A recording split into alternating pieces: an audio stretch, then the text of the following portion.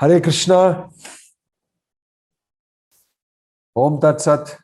Delve deeply into the Gita and enjoy the wonderful instructions of Krishna given in this beautiful chapter called the Most Confidential Knowledge.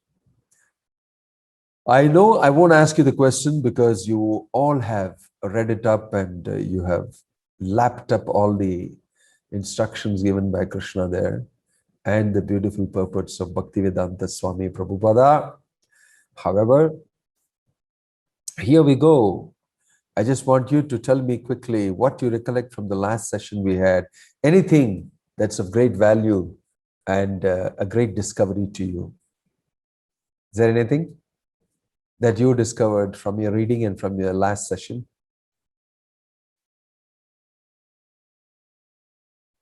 Go ahead, take the risk. So, who is Mahatma? That was interesting, huh?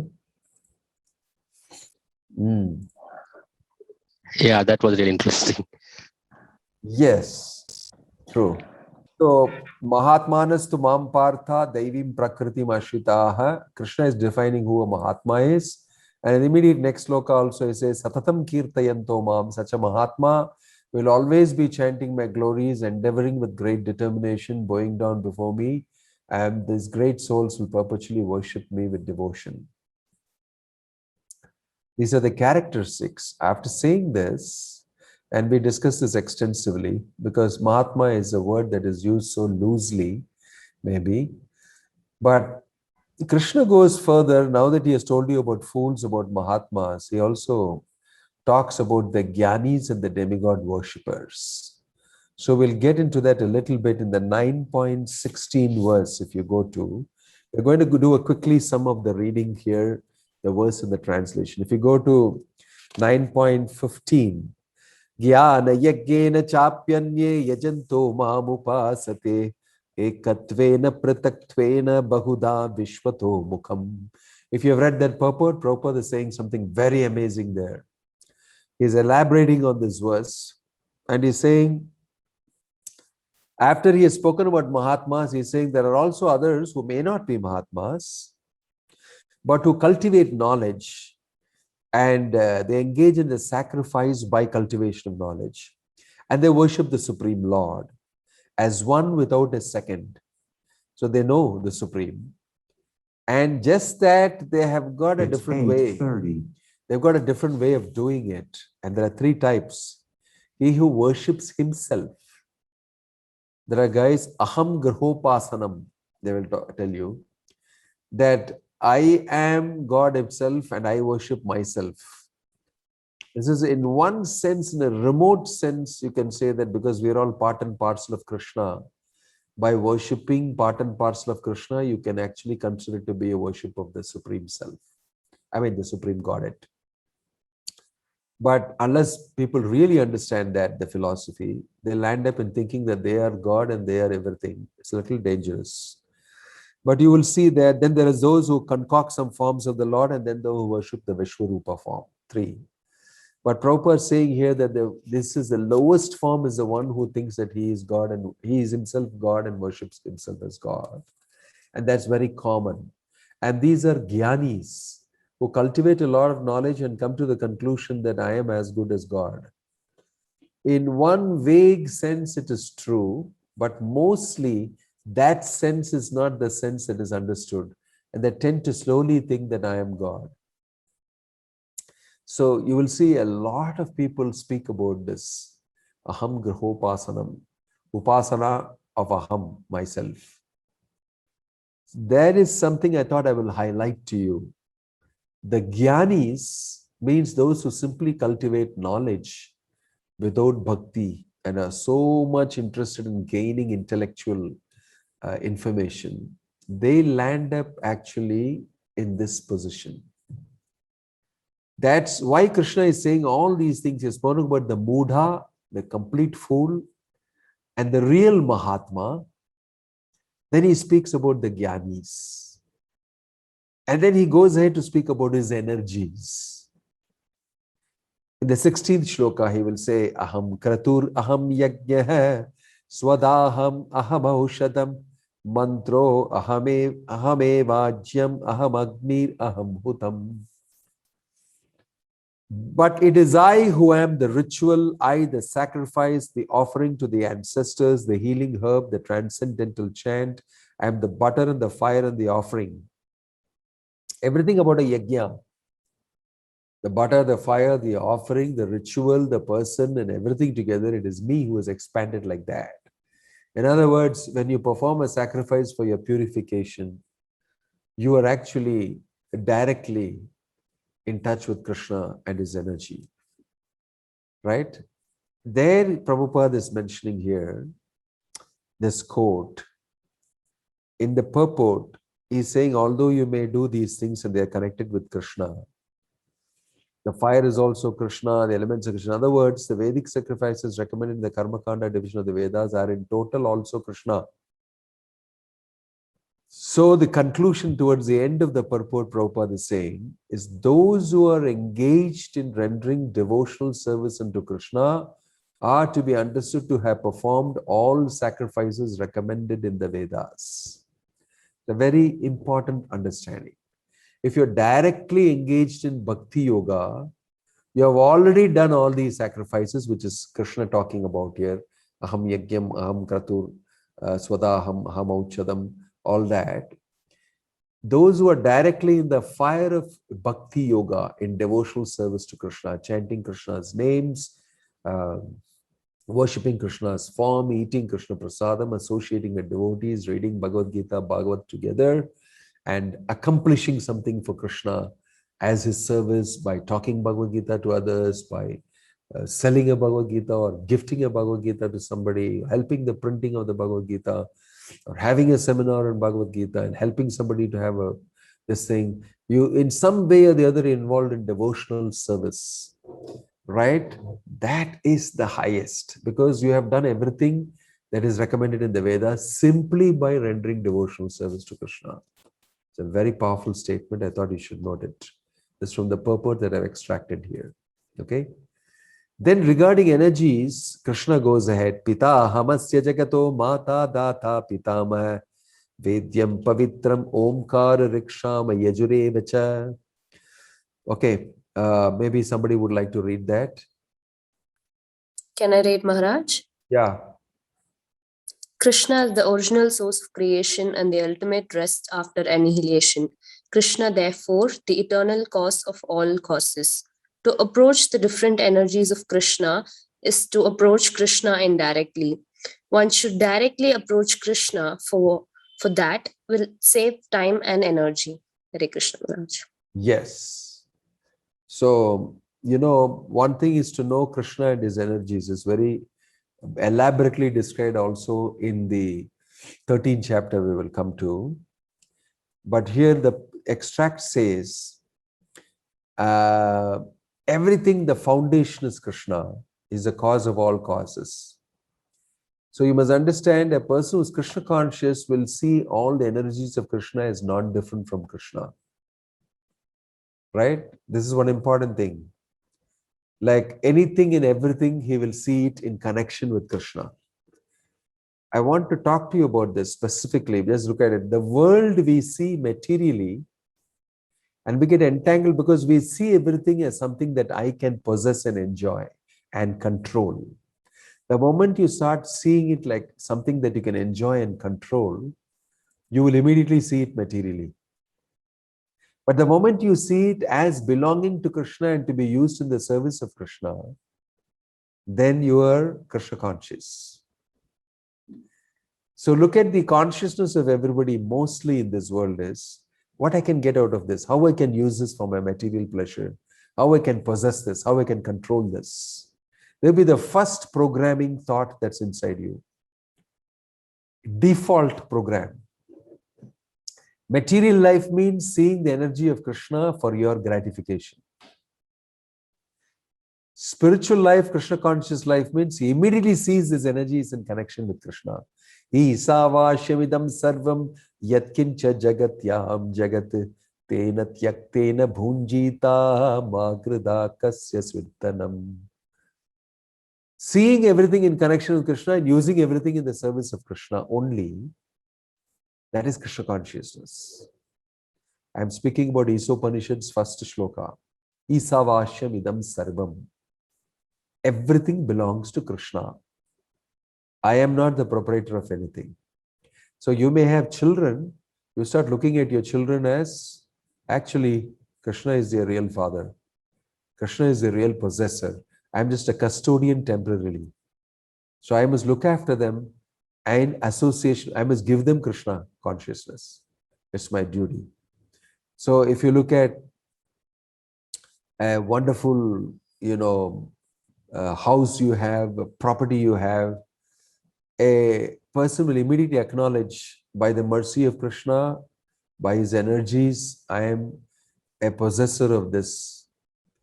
And he has given it to me for use in his service. Right? Anytime he can take it from me. This is the way a devotee would look at any possession he has, material possession. Instantly, you don't have to tell him and make him do it. He will instantly look at it like that. Why? Because of love of Krishna. Just like, as soon as the child sees the car, you will immediately be reminded of the father. Child sees the car, father will come in the car, father will take me in the car, I know this car. He knows its connection with the father. He gets excited when he sees the car. Why? Father is going to step out of it. He sees the car in connection with the father and gets excited.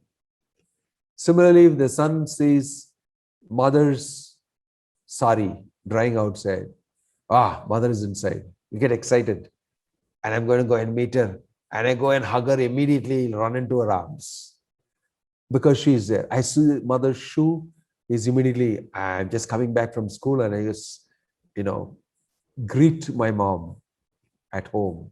And you'll see the mom will open both her hands and say, oh, you come back from school. And the child will smile like nothing and run into her arms. The relationship is based on mother and child. And for the child, everything is like, all security is mother. And so for anything happens, he'll immediately scream, Ma, where are you?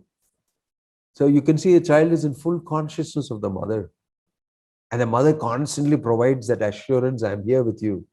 Anything that happens to you, I'll provide protection for you. Right? So that is out of love and attachment. Similarly, the devotee of the Lord, who completely believes in the Lord and sees the Lord and is under his protection, will see all his energies in connection with Krishna. He will not see this is something for me to enjoy. He will only see it in connection with the Lord. So this is a very important thing to understand about energy of the Lord and the Lord. They are not both the same, actually speaking, but they are both the same in the sense that they are both transcendental. The Lord is a supreme person and his energies coming from him are also absolute and spiritual. Okay, so this consciousness is called Krishna consciousness. That's why Prabhupada, anytime he was offered anything, he will look at how to use this in spreading the Krishna consciousness mission. Actually, he gave a lecture in a place where a very famous sadhu is known to have rejected when somebody came and gave him money to test him. After, I don't want to name the person, but he's very famous, very well known. So in North India it is, so Prabhupada was called there to speak in that association. He was on the stage and he was speaking. And the story is that in that place, there was a big amount of money offered to that sadhu long back who spoke there. And he immediately said, take it away from me. I reject it. I don't want anything to do with money. Money and women and all that. I don't know. I should do that. Oh, get it away. Like that he acted. In the same place, another person came and gave Prabhupada money and said, I can give you more if you want. Prabhupada immediately took it and said, yes, give me. I need a lot of money. I have to spread the Krishna consciousness movement all over. And he eagerly accepted it. And that person was very surprised.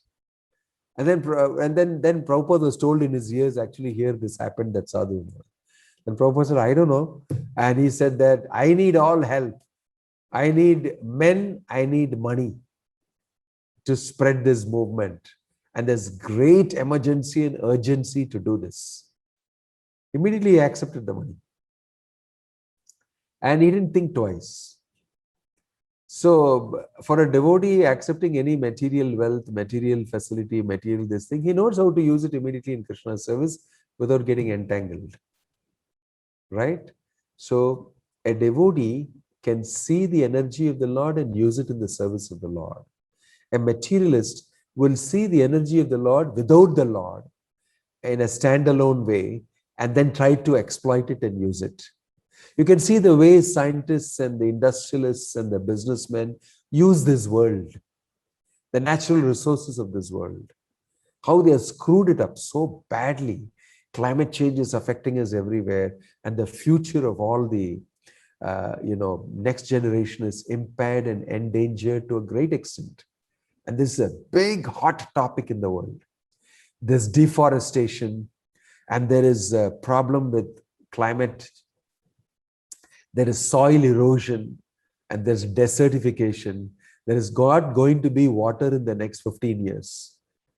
15 to 20 years, there's going to be severe water shortage.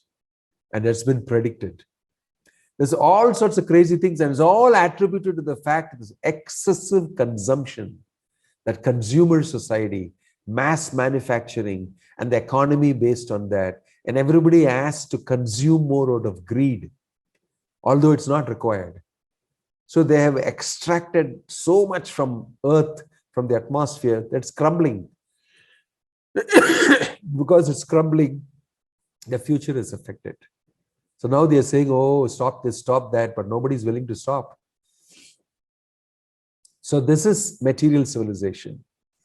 But in a Vedic civilization previously,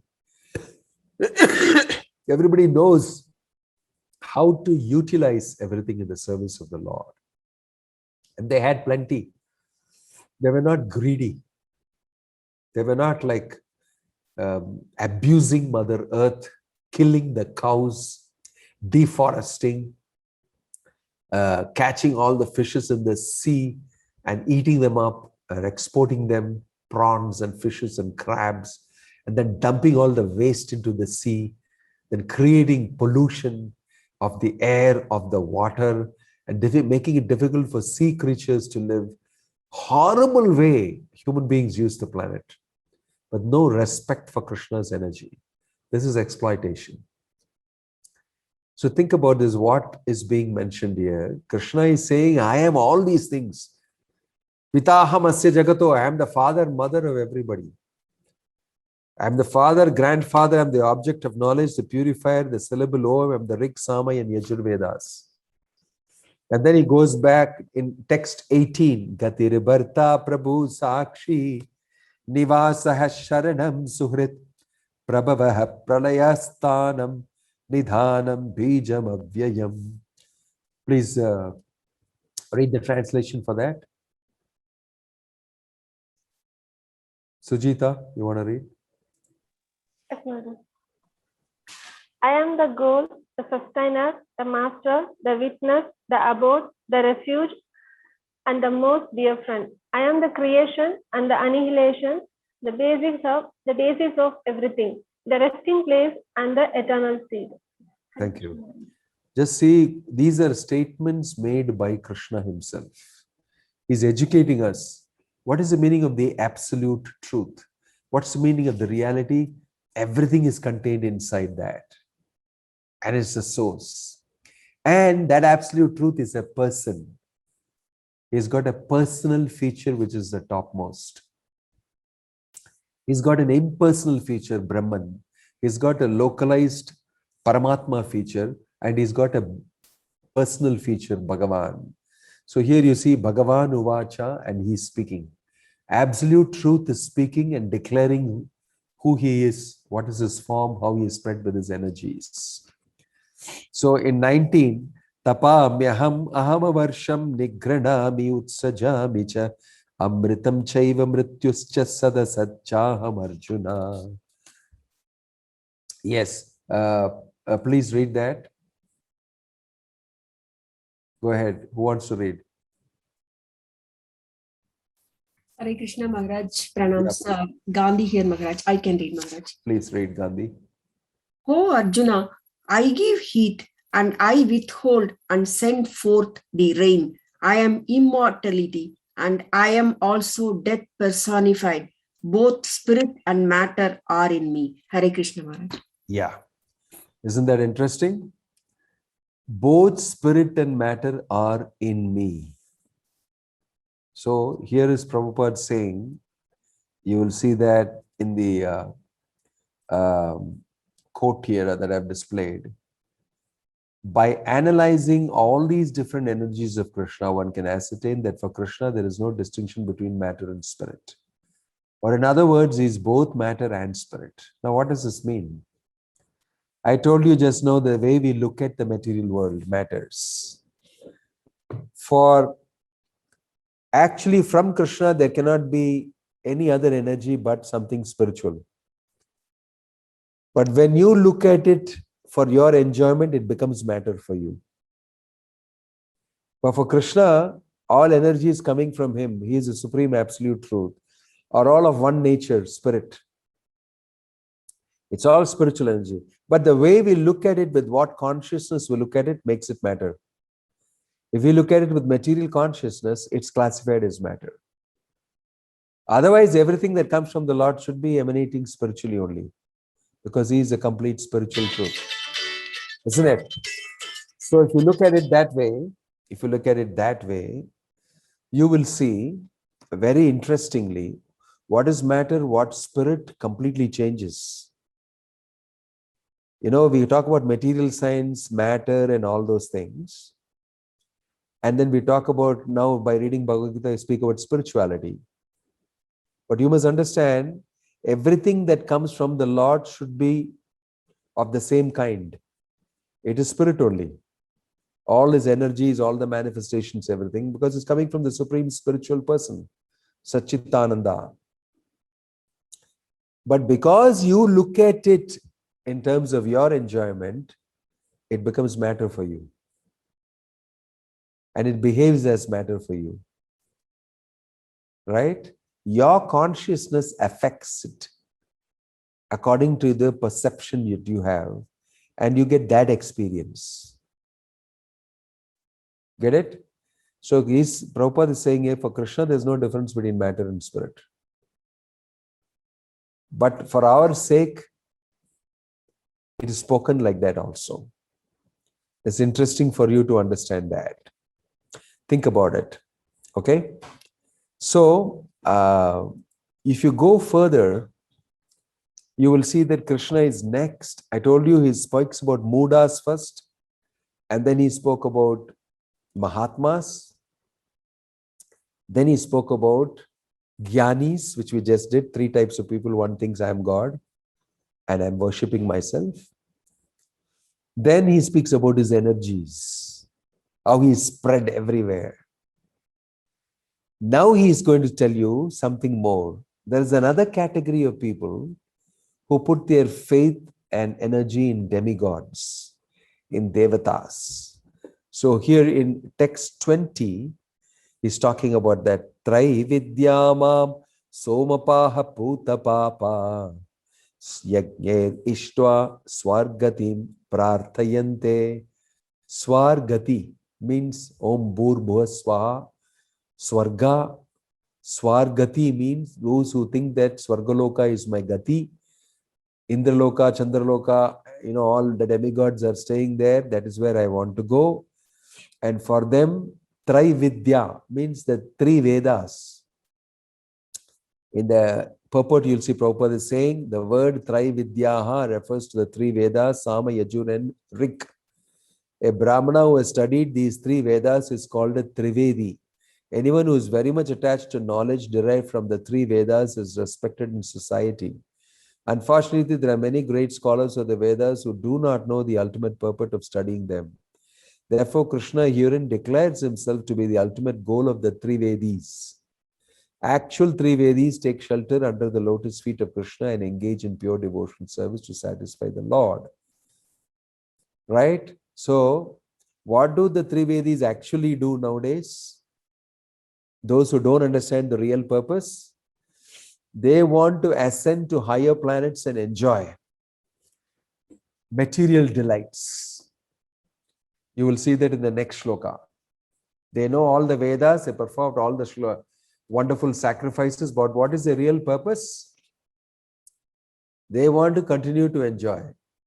So it's mentioned there in the text 21, Te tvam bhuktva swargalokam vishalam kshine punye martyalokam vishanti evam trayi dharmam anuprapanna gatagatam kama kama labhante.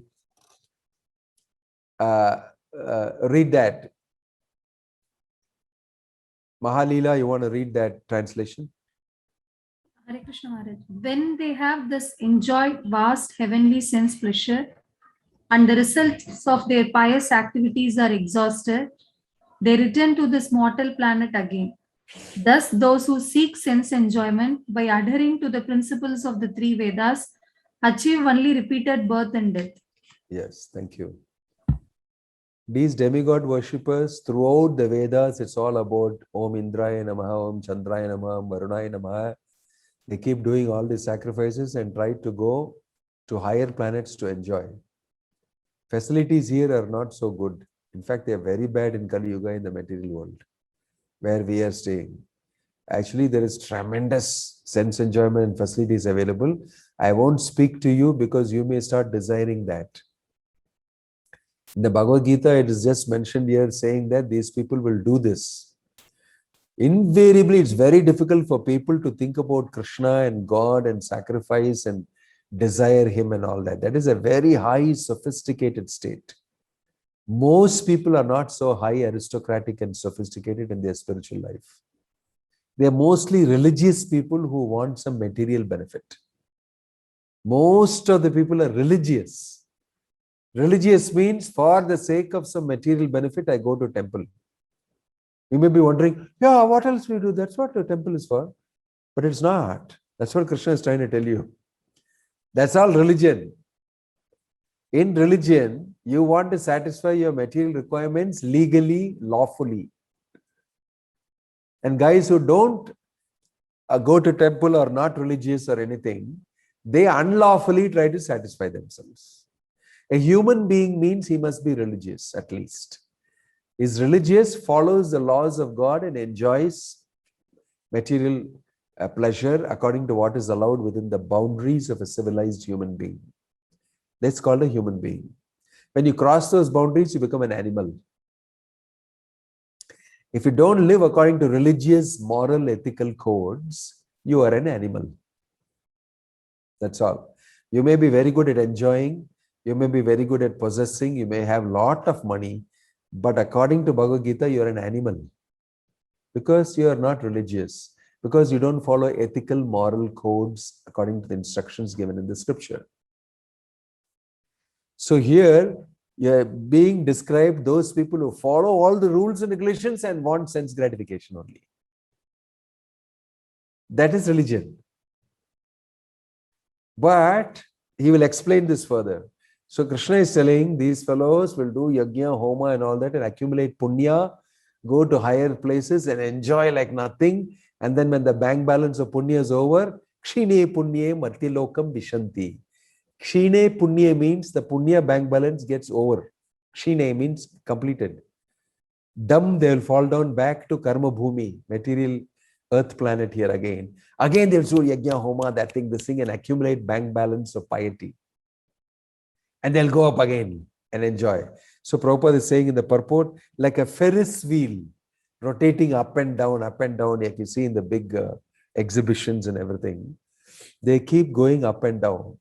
So in this sloka it says, they will achieve only repeated birth and death. And they remain within the material sphere. So lots of demigod temples are there. People go and worship.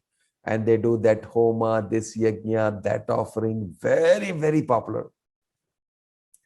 If you go to the astrologer, he will tell you, you do Mrityunjaya homam. You do this one, you go to this temple and do that and do this and temple. They're all hands in glove with each other. Right? And you will do that and you will get accumulated piety and benefit. And the end of life, you'll zoom, go up to the higher planets.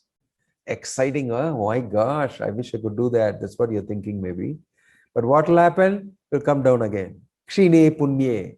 When you finish your bank balance, you'll come down again. But what's the meaning of this? Going up and down, up and down, up and down. If you're an intelligent person, you'll ask that question. That is the jnani you saw earlier in that other shloka mentioned. 3 types of people. I will worship myself. I will worship the Vishwarupa. I will worship another form of the Lord. He stopped doing this Ferris wheel thing and saying something is wrong, Baba, in this. I've been doing it for too long, going up and down. And he starts asking questions. He becomes like that. So there are all sorts of people in this world, right from the fools and rascals who don't recognize Krishna. He spoke about it in the beginning. To Gyanis, to real Mahatmas, highest class. And there are demigod worshippers like this. Okay. Then he's further describing the demigod worship. In between he's adding, but you know, my devotee. In text 22 he says, Ananyas chintayanto mam ye janaha paryupasate te sham nityabhiyuktanam yoga kshemam vahamyaham. Isn't this is a wonderful shloka. This is an amazing shloka. This is something that you should even learn by heart. This is very, very important. Why? Ananyas chintayanto mam, but not like the demigod worshipper, not like the jnani, not like the Muda and the fool. That Mahatma which I was talking about is ananya chinta. No other chinta in his mind but me. Right? Ananyas chintayanto mam ye janaha paryu upasate. He worships me exclusively. Tesham nitya abhiyuktanam yogakshemam vahameham. This is a very powerful statement. Right? Krishna is making here about his devotee. Not like the demigod fellows, not like the jnanis, not like those people who do that. There's my devotee, no. Once he discovers me, he'll not go anywhere else. But just laser focus on only me. Because he has come to know me. He has understood the Bhagavad Gita. And says, no use, anybody, anything not required.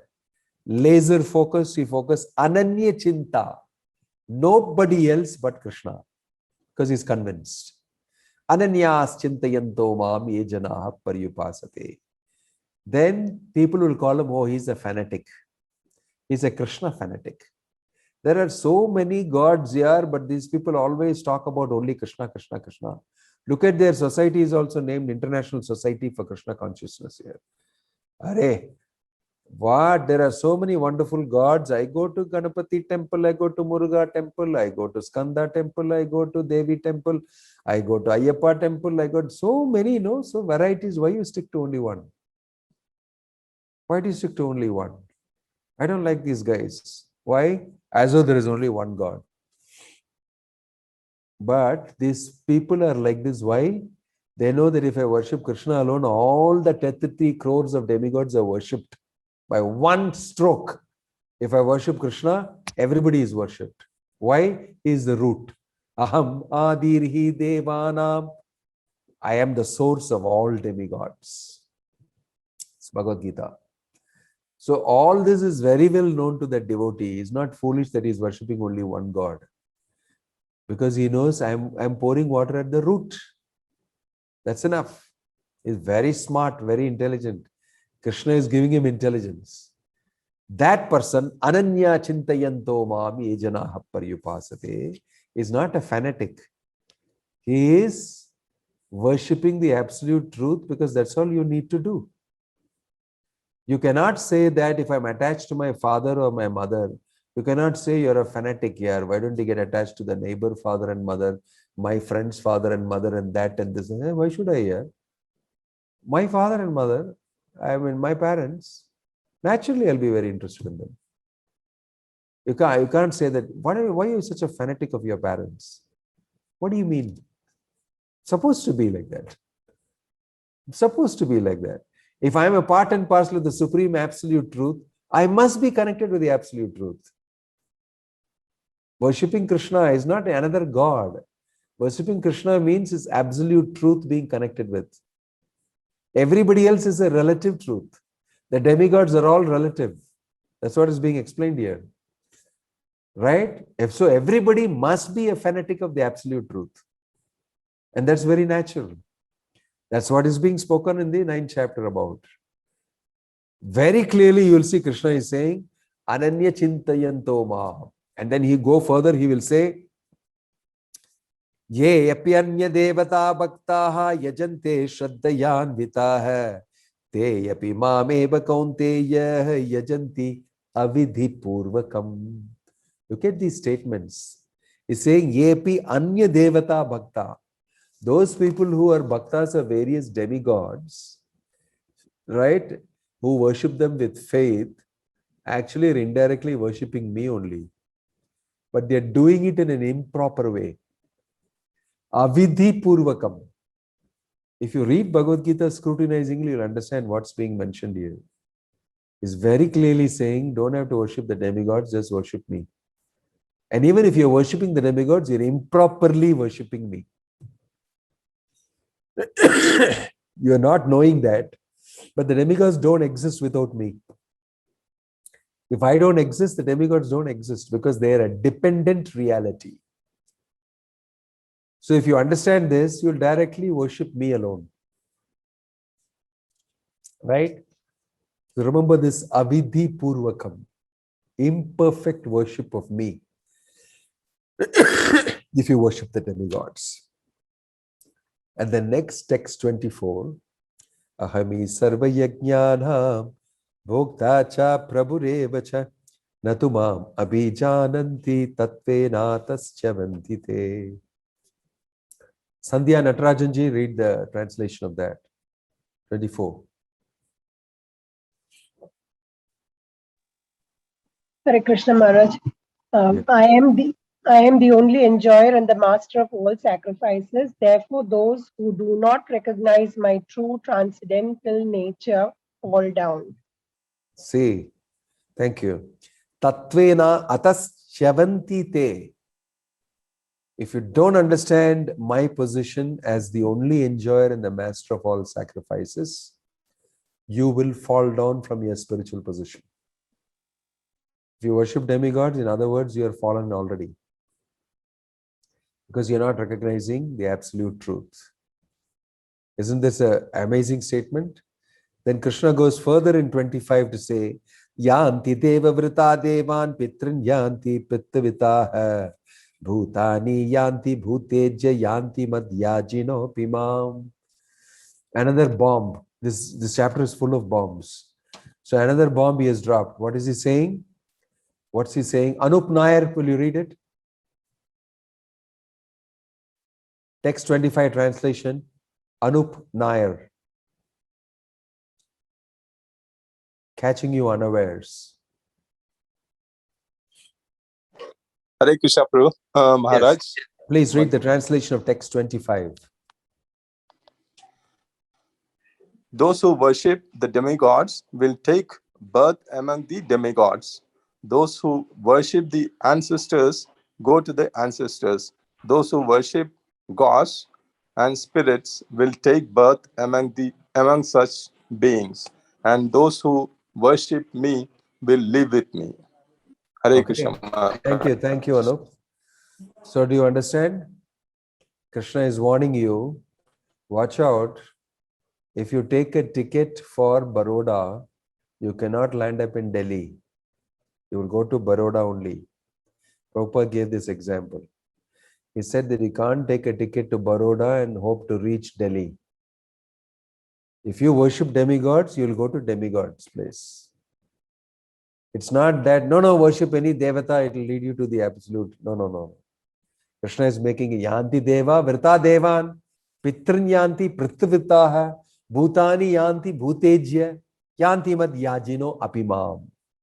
You worship me, only you will come to my supreme abode. You worship demigods, and if you invest in them, you will go to their place, which is temporary. Right? So, where do you want to go, all of you? After knowing these choices, where do all of you want to go? To enjoy Somarasa in Indraloka? Or to enjoy eternal bliss in Krishna Loka? Or go to my ancestors, my father, my mother, my great-grandfather? Krishna Loka. Krishna Loka Maharaj. Yes. Because if you're given a choice and if you're taught by Krishna, that's why you see, laboriously he is teaching you where you should actually put your investment. He's telling you, not in the demigods, not in the duratmas, not with the gyanis, not with that, this, but with me. He's repeatedly saying that here. You have to be a real dense guy not to understand this. So now you ask these people, many of them teach Bhagavad Gita and land up worshipping Ganesh. How do they do that? After reading all these things, I'm so amazed. I remember my younger days and all, they come and chant the Bhagavad Gita and do Ganesh Puja. And see, even now in Kerala, some people will do Ganesh Puja first before doing the whole Bhagavad Gita Yajna or something. I wonder what is going on. Those days I never asked this question. Now I said, why you have to do it? Krishna is telling you, Ananyas Chintayanto Mam. Avidhi Purvakam, imperfect worship of me if you worship any of the demigods. After all these things, how do you advocate that everybody should go and worship this and that? Now you understand what is Hindu religion? Hindu religion is a big avial, mix of kichdi of so many things. Nobody knows what's happening in that. Somebody is jumping, somebody is standing on his head, somebody is skipping, somebody is doing everything and everything goes, and they will say Hinduism is a way of life. No, it is not. Bhagavad Gita is saying it is the way of life. Which one? Ananyas Chintayanto Mam. Otherwise you'll fall down. Tatvenatas Chavantite. Isn't it very specific here? Isn't Krishna giving a very specific instruction in Bhagavad Gita? Don't worship demigods. Don't become another jnani. Don't become another useless yogi or karmi. Come back to me. That's where you belong. That's what this instruction of Bhagavad Gita is about. But if after reading the Bhagavad Gita, if you're advocating other types of worship, definitely you got something else in between your ears, not brains. How can you do that? Look at these statements. Then Krishna goes to say, it's actually very easy to worship me. I am Alpa Santoshi. You can please me very easily. Patram Pushpam Phalam Toyam Yome Bhaktya Prayachati Tadaham Bhakti Upahritam Ashnami Prayatatmanah. Right? Shalini, please read the translation. Shalini 26. Namaste Maharaj.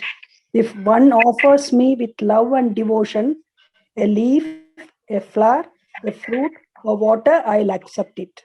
Yeah, thank you. Look at Krishna suddenly putting up his worship. My worship, one leaf you give me with devotion, I'll immediately take it from you and reciprocate with you. You don't have to do, the Indra is demanding a big sacrifice if he wants to give you a little somarasa. If he wants to lend you Ramba, Kilotama, Menaka, he will ask you one fantastic amount of sacrifices. But I will give myself to you. If you give what? Patram phalam toyam pushpam yome bhaktya prayachati. I will immediately accept it. Why? It's filled with devotion. Now can you see who God is? What a wonderful person he is. How he is offering himself, full of love. And is begging you, please don't do stupid things. Just put your energy on me. And you'll see towards how it builds up. This builds up to such a tempo, this chapter. In the end, in 34, he'll state it, boom, like that. He's bringing all the other things that you do not required. I am supremely powerful. Everything comes from me. All energies come from me. Demigods come from me. My dear child, don't go and stick around anywhere there. It's me who spread as energies, as demigods, as a sacrifice, everything. Why don't you directly put your thing into me? I'm waiting for reciprocating with you. I'm eagerly waiting to connect with you. That's the mood that comes out, right? So Krishna, this is a very beautiful shloka. Patram pushpam phalam toyam yome bhaktya prayachati. So look at 27. Yat karoshi yadashnasi yat juhosi dadasi yat tapasyasi kaunte yat tat kurushva madarpanam. What strong statements. Please, Devaki, Sumuki. Hare Krishna Maharaj. Whatever you do, whatever you eat, whatever you offer or give away, and whatever austerities you perform, do that, O son of Kunti, as an offering to me. Thank you, Maharaj. Say, thank you. It's a direct statement again. Patram phalam toyam pushpam. So you can do it this way. Whatever you do, whatever you eat, you make it offering to me. This does not mean chicken and mutton, I can put a tulsi on it and offer it to the Lord. That's also sattvic food. This is spoken to civilized people. Aryans. Anarya jushtam asvargyam akirtim karamarjuna. Already Krishna mentioned. Don't behave like an anarya. Please be like an arya, because I'm giving you all these instructions. Right? So civilized people, this is meant for. And civilized people eat sattvic food. They don't do sinful stuff. They eat fruits, grains, vegetables, everything. So Krishna is sitting here. You please, whatever you do, keep me in the center. Be Krishna conscious. And you will see, you will be able to come back to me. So I will not go beyond this, because there's a lot of stuff to be mentioned here itself. The fact that Krishna is saying Yogakshemam Vahamyam. In LIC, they were using this Yogakshemam Vahamyam. You will see. Here Krishna is saying in that, whatever you have, I will preserve it. And whatever you lack, I will give it to you. For coming to me, becoming my devotee, if it is not, certain material facilities are not there with you, I'll give it to you. It may not be in your horoscope, but still you will get it from me. Why? Because you have decided to come back to me and become my devotee. And what you have, I will preserve it so that you can utilize it in my service. Krishna is saying, if you practice exclusively devotion to me, I will provide all your necessities. Okay. So if you become a devotee of Krishna, you will not suffer materially for your material requirements. Now, we may not believe in this very easily. You may not believe. I often cite that story that is cited for this shloka, Arjunacharya. That, story I think I've told you before, and you must have heard it several times. About how the two children came to the house of Arjunacharya, who had read the shloka and says, I will personally come and give you this. He said, no, personally, I am the one going every day and getting bhiksha and doing all these things. I don't think that happens. Why is Krishna is saying, Tesha Yogakshem Vahami Aham. I myself will do it for you. I myself will look after you personally. I don't think he has done that to me. He thought, this is suddenly he is a little scholarly Brahmana. And he went, when he came back home, his wife said that two boys had come and they gave all these supplies. I cooked a feast for them. And you are such a cruel person, it seems you beat them up. And he said, what nonsense you're talking. I have been thinking about this throughout Ananya's Chintayantoma. And I went bhiksha everywhere. Nobody gave me bhiksha. I came back home saying that today let us fast. And you're telling me you had a big feast and the whole room is filled with, our house is filled with all supplies. What happened? And then she will tell him that two boys came and they said that you sent all these gifts, and because they were not able to carry it, you even beat them. And they showed me marks on their back. And they were such beautiful boys, I couldn't resist my affection for them. I cooked up a solid feast and they ate with such boyish appetite. And while going, they also said that actually I be like you better than him. And they left. And they were so attractive that I can't take my remembrance out of them. I'm thinking of them so much. And this husband came to know at that moment that, whoa, Krishna has come. Because I suspected that he will not provide.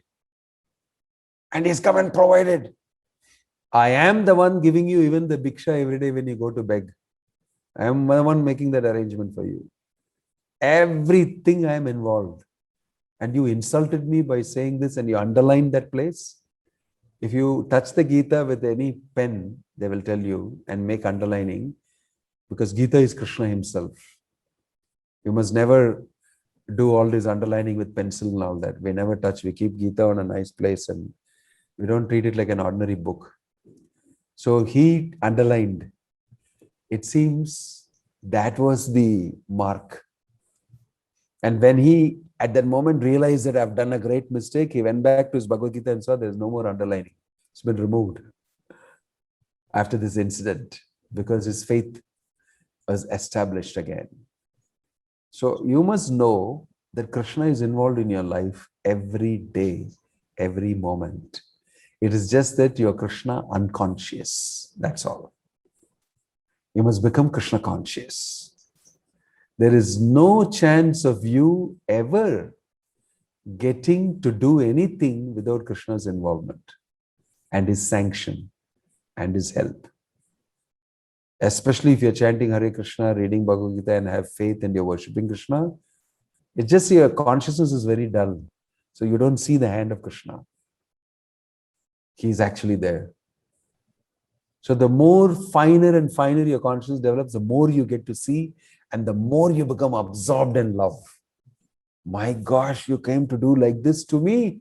That Brahmana was broken down and he told his wife, you're much better. You got to see because you have faith and I didn't have it. And you never read the Gita like I did, like a great scholar and all, but you have simple faith because you believe whatever I say. And so he came and gave you darshan, ate out of your hands, but I have to suffer with my doubt. He cursed himself for it. He cursed himself for it. Right? So it's just the difference is she has full faith. He doesn't have. She's a very simple lady. She serves her husband according to whatever need is there and then remembers Krishna. That's all. She's a happy person. So sometimes our simplicity takes us a long distance. Simple people follow Bhagavad Gita very easily. Complicated guys who have great intellectual capacity and all sit and speculate on everything and give their own meanings to it and screw it up nicely. They won't understand finally what it is. Right? So Prabhupada told us that you have simple faith. Even the village man who is not highly educated has got the greatest knowledge. Why? He knows Krishna. This is India. Om Tat Sat. I'll stop here. All right. Good night. Thank you. Hope to see you next Friday. Hare Krishna. Sweet dreams of Krishna. Hare Krishna Maharaj.